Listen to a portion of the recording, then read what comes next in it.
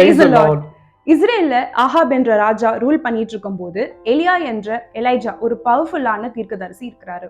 Israel மக்கள் விக்கிரகாராதனை செய்யும் போது அவங்க ரொம்ப தைரியமாக எதிர்கொண்டு அவங்கள மனம் திரும்பும்படி சொல்றாரு.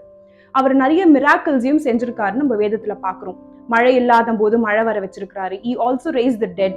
இப்படி நிறைய விஷயம் நம்ம படிக்கிறோம். இப்படிப்பட்ட ஒரு பவர்ஃபுல்லான தீர்க்கதரிசியோட வாழ்க்கையில கூட there were a lot of moments of discouragement. நிறைய மனம் தளர்ந்து போகும்படியான சூழ்நிலைகள் அவர் வாழ்க்கையிலும் இருக்கு.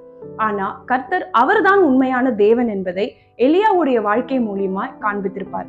எலேஜாவோட வாழ்க்கையிலிருந்து நம்ம 3 காரியங்களை கற்றுக்கொள்ள முடியும். ஜெபத்தோட வல்லமை, விசுவாசம், தைரியம். எலேஜாவோட வாழ்க்கையில அவர் எவ்வளவோ துன்பங்கள் இருக்கும் போதும் கூட அவர் கர்த்தர் மேல நம்பிக்கையாக இருந்தாரு.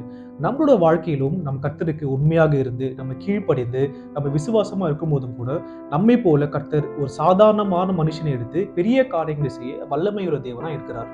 இன்னைக்கு நம்ம பார்த்த எலேஜா வாழ்க்கையிலிருந்து நமக்கு என்ன என்கரேஜ் பண்ணுதுன்னா, நம்ம வாழ்க்கையில எவ்வளவோ கஷ்டங்கள் துன்பங்கள் இருந்தாலும் கர்த்தர் எப்பொழுதுமே என்னோடு கூட இருக்கிறார். அவர் எனக்காக யாவையும் செய்து முடிப்பார் என்ற விசுவாசத்தை நம்ம நிலைத்திருக்கணும். See you in the next video. Keep praying. Stay blessed. Thank you.